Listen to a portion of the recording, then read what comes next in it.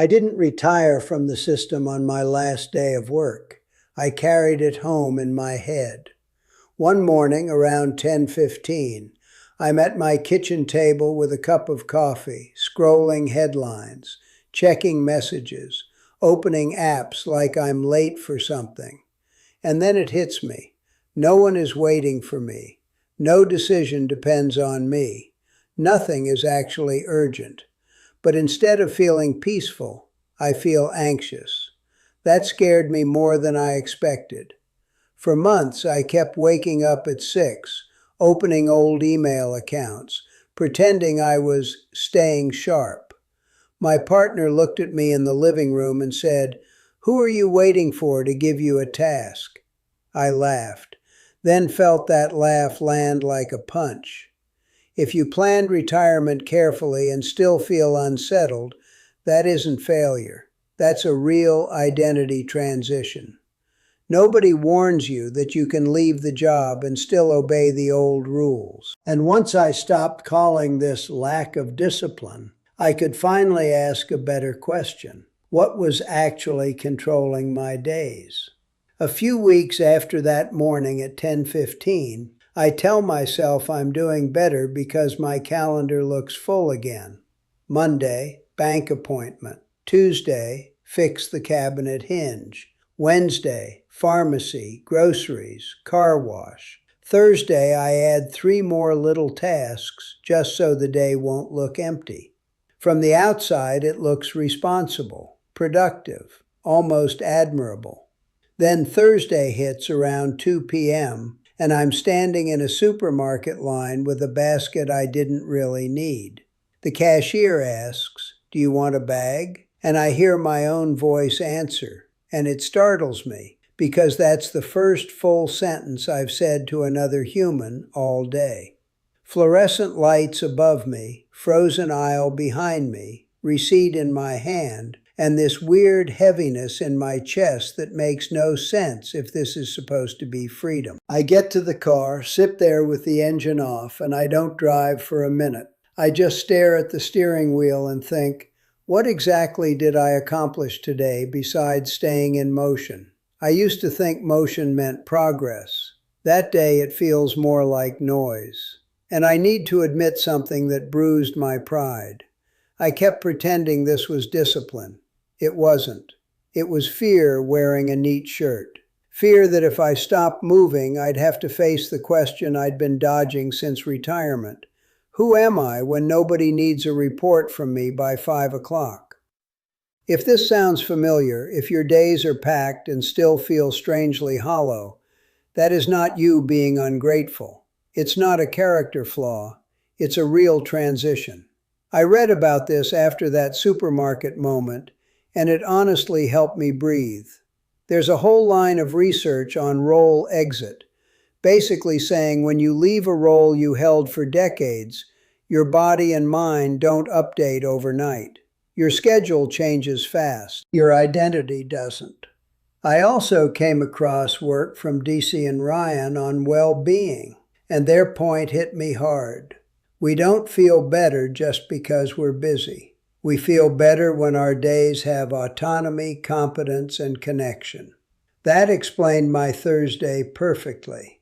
I had activity. I had zero meaning. And look, I know the skeptical thought here because I had it too. Great, another dramatic speech about the system. I don't want speeches either. I wanted something that works on an ordinary Tuesday when motivation is low and the house is too quiet. Something small, repeatable, real. That day in the parking lot was where it finally clicked for me. I wasn't exhausted from doing too little. I was exhausted from doing things that never touched what actually mattered. And once I saw that, I couldn't unsee it. That's when I stopped trying to look active and started rebuilding my week around energy and meaning instead of appearances. So here's what happened next. I stopped trying to win retirement in my head, and I gave myself 90 days to test a different way to live. Not a grand makeover, just a real-world reset I could do on an ordinary Tuesday when motivation was low and the house felt too quiet. I'm going to walk you through what I discovered on the way, how I rebuilt my week around energy instead of appearances, how I started filtering my days by meaning, not praise, and why doing this alone kept failing until I brought 2 or 3 other people into the process. None of this made me perfect. I still slip. But these small shifts gave me something I didn't have before, a way back when I drift. The turn didn't happen in some big dramatic moment. It happened on a plain Tuesday at my kitchen table, around 10:20, with cold coffee and a notepad that still had my old meeting shorthand on it. I had just spent almost 3 hours drifting between news, email, and random errands online, and I remember thinking, I'm exhausted, but I haven't actually lived this morning. So I drew 2 columns on that page. On the left, I wrote what I had done. On the right, I wrote what gave me any real energy.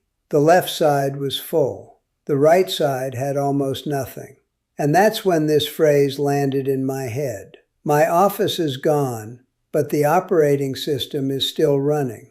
Same urgency, same need to feel useful every hour. Same old rule that says if it doesn't look productive, it doesn't count. I didn't feel inspired in that moment. Honestly, I felt a little foolish, like I had been following instructions nobody was giving me anymore. But looking back, that was the pivot. Not when I became a new man, just when I finally saw the code I was living by. And once you can see the code, you can start rewriting it. So I started small, because big promises were exactly what I didn't trust anymore. The first thing I had to face was this. What I called discipline was often just withdrawal from an identity I didn't know how to live without.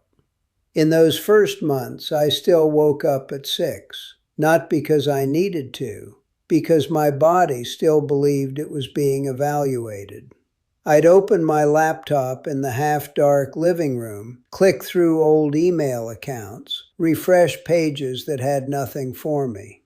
One morning, my partner walked in, looked at me and said, "Who are you waiting for to give you a task?"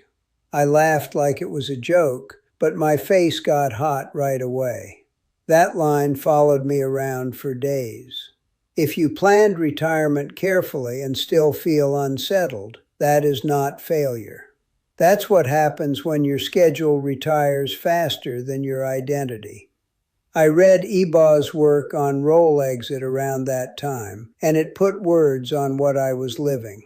You don't drop a role you carried for decades and instantly feel whole in the new one. And once I stopped calling this lack of discipline, I could finally ask a better question. What was actually controlling my days? Because here's the part that surprised me. I could have a full calendar and still feel empty by lunch. I had one week where every box was checked. Appointments, errands, repairs, paperwork, all of it. On paper, it looked like I was thriving. Then Thursday, around 2 in the afternoon, I'm in a supermarket line holding a basket I barely needed, fluorescent lights buzzing above me, and the cashier asks, "Do you want a bag?"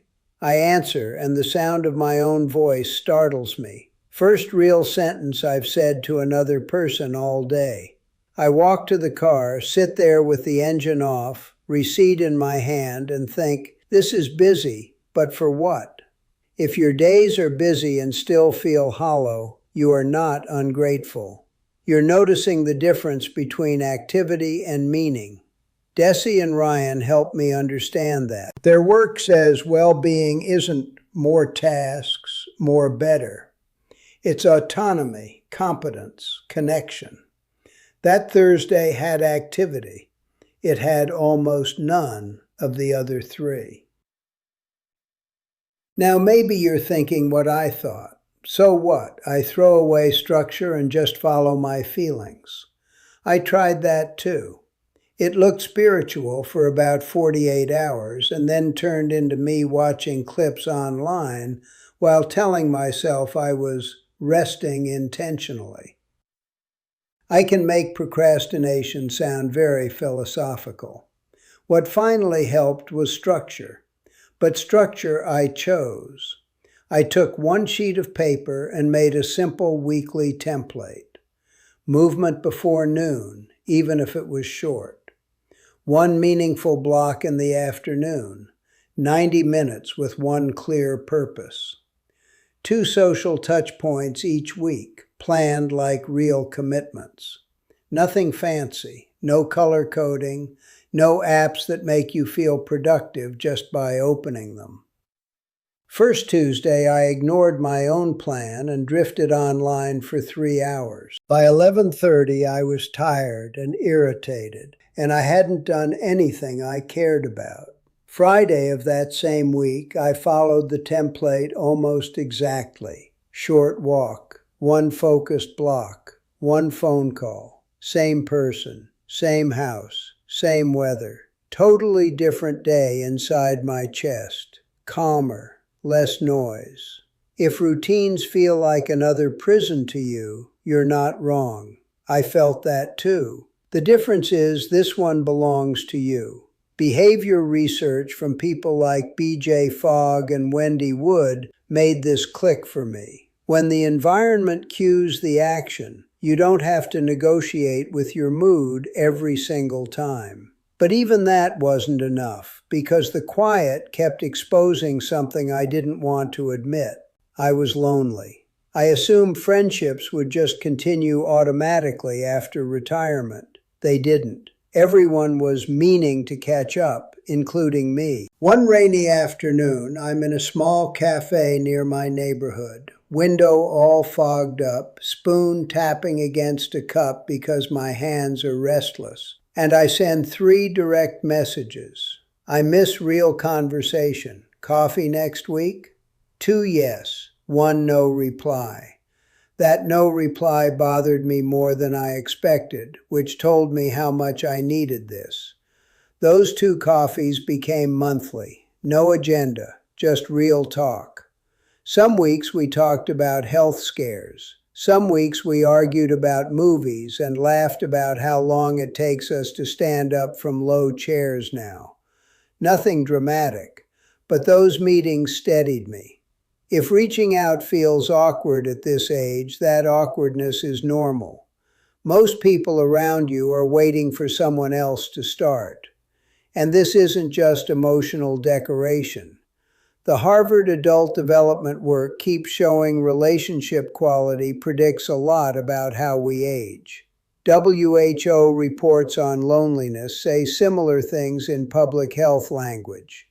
Isolation costs us more than we think. And when connection gave me a little stability, a harder question showed up. What is my life for now? For a while I kept asking, what did I accomplish today? That question turned every evening into a performance review. So I changed the question to, who benefited from me showing up well today? That shift sounded small, but it changed the texture of my days. I started mentoring one younger professional informally, just one call every couple of weeks. I began helping a neighbor with a weekly logistics run. Not heroic stuff, no applause. But I went to bed feeling useful without feeling hunted. If you miss being needed, that doesn't mean you're trapped in the past. It means contribution still matters to you. Frankl talked about meaning as something we choose in response to life, not something handed to us by a title. That landed deeply for me. And Erickson's idea of generativity gave me language for what I felt. Later life gets richer when some of your energy flows outward, not just inward. Now, let me be honest about the messy part. About 6 weeks into this reset, I crashed. Low energy stretch, bad sleep. I skipped the walk, skipped the calls, skipped the meaningful block, told myself I'd restart Monday, then watched 4 days drift by. Old script came back fast. See, you're failing retirement now too. If you're in one of those stretches right now, listen to me. Slipping is not disqualifying. Ignoring it for weeks is what hurts. What helped me was a tiny reset rule I called the 48-hour restart. Not a full recovery plan, just 3 actions inside 2 days. 1 walk, 1 honest message to someone, 1 meaningful task done badly, but done. The first time I used it, the fog didn't disappear, but the spiral stopped. That was enough. Psychological flexibility research, especially in ACT work, points to this exact thing. Resilience is less about never falling and more about returning on purpose. In aging, same story. Durable well-being comes from adaptive coping, not permanent positivity. And before someone says, "That sounds nice, but my body has limits," yes, mine too on some weeks. Movement can be 10 minutes. It can be seated. Social contact can be a phone call when going out is too much. Meaningful work can be 15 minutes at the kitchen table. This is not reinvention. It's reallocation. Attention and energy, one repeatable behavior at a time. If someone says, "I don't even have friends to reconnect with," I hear you. That grief is real. Start smaller than your pride wants. A recurring call. A class where you don't have to be impressive. A volunteer hour. The same cafe at the same time each week until familiar faces become conversations. Slow counts. And if the thought is, "I'm too old to rebuild," I'd say this is exactly why I stopped using the word rebuild. I'm not becoming a different man. I'm becoming a more honest version of the one already here. So no, I didn't escape the system in one clean move. I still catch myself trying to earn invisible points from invisible bosses. I still have flat days. One person in our little accountability circle dropped out, and for a week I took that personally, like I had failed at community too.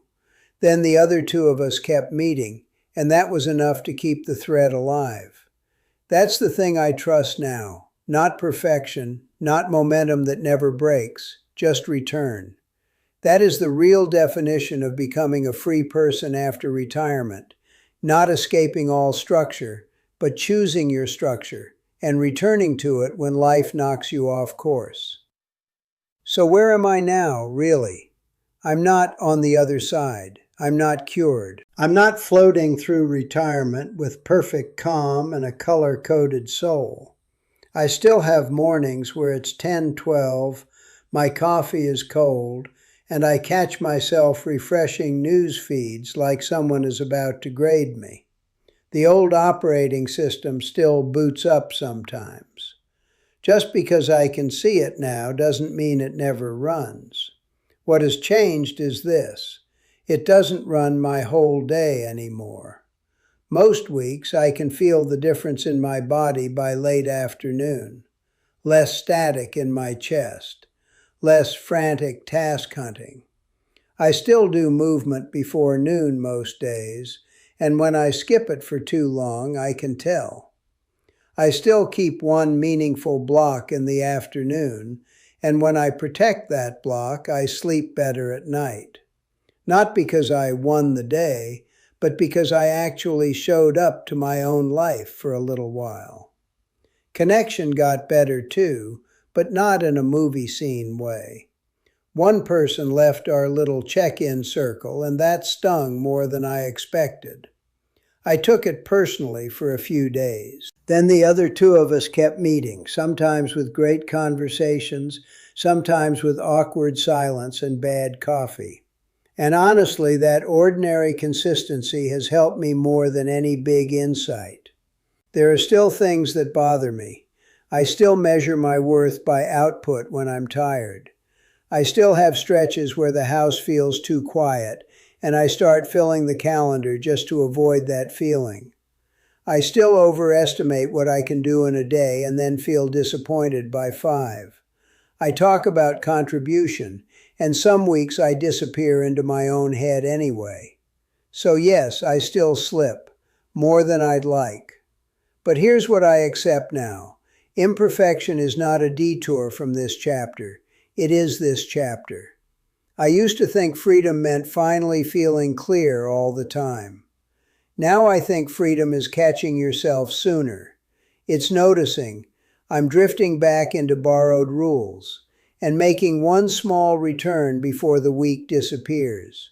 One walk, one honest message, one meaningful task done badly, but done.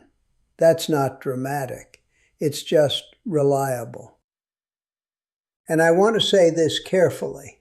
My path is one path, not the path.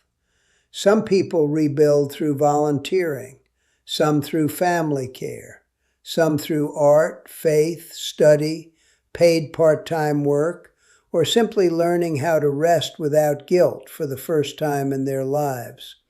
Different histories, different bodies, different responsibilities.